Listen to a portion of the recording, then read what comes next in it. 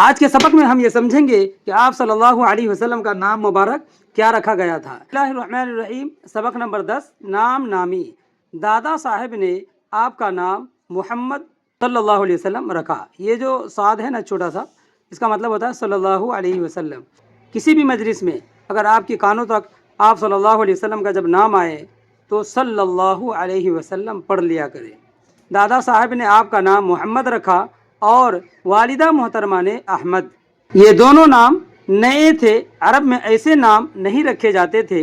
کیسے پیارے ہیں یہ دونوں نام، تم جب ان کو سنو دل سے کہو صلی اللہ علیہ وسلم۔ آپ صلی اللہ علیہ وسلم کے بہن بھائی کوئی نہیں تھا۔ یہاں رک کر ہم دو چیزوں کی وضاحت کر دیں۔ پہلا یہ کہ آپ کے بہن بھائی کوئی نہیں تھا، مطلب یہ کہ آپ یتیم تھے، تو اس یتیمی کا کیا مطلب ہے؟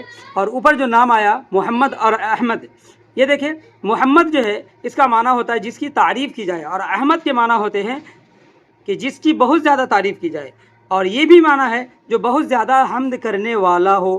دونوں نام اسم بمسمہ ہے۔ رسول اکرم صلی اللہ علیہ وسلم سب سے زیادہ خدا تعالیٰ کی حمد و ثنا کرنے والے تھے، اور آپ دنیا میں بھی اور خدا تعالیٰ کے یہاں بھی سب سے زیادہ تعریف کے مستحق ہے، اور آپ کی سب سے زیادہ تعریف کی جاتی ہے۔ اللہ تعالیٰ نے قرآن میں دونوں نام لیے ہیں، یہ محمد اور احمد کی وضاحت، اور اسی طرح یتیم، یعنی آپ صلی اللہ علیہ وسلم کو در یتیم کہا جاتا ہے۔ تو اس یتیم کا معنی ہوتا ہے یتیم موتی۔ در کا مطلب ہوتا ہے موتی، اور یتیم کا مطلب ہوتا ہے اس کی کوئی مثال نہ ہو یا گانگا اس جیسا کوئی نہ ہو۔ استاد صاحب نے یہ باتیں بتا کر بچوں سے فرمایا، غور کرو تمہیں اس واقعہ سے کیا سبق ملتا ہے۔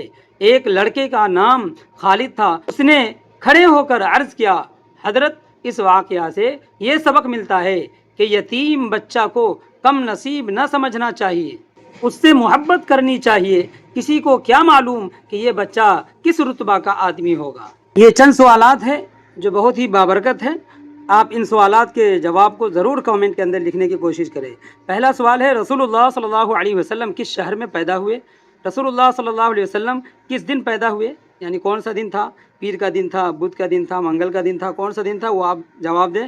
اسی طرح رسول اللہ صلی اللہ علیہ وسلم کے والد اور والدہ محترمہ کا نام بتاؤ۔ اور یہ بھی سوال ہے، رسول اللہ صلی اللہ علیہ وسلم کے دادا کا نام کیا تھا اور آپ کا تعلق کس خاندان سے تھا؟ اسی طرح آخری سوال ہے، رسول اللہ صلی اللہ علیہ وسلم کا جب نام نامی لیا جائے تو کیا پڑھنا چاہیے؟ امید کرتا ہوں کہ آپ کو سبق سمجھ میں آیا ہوگا۔ آج کا سبق یہ ختم ہوا۔ جزاک اللہ خیر۔ السلام علیکم ورحمۃ اللہ وبرکاتہ۔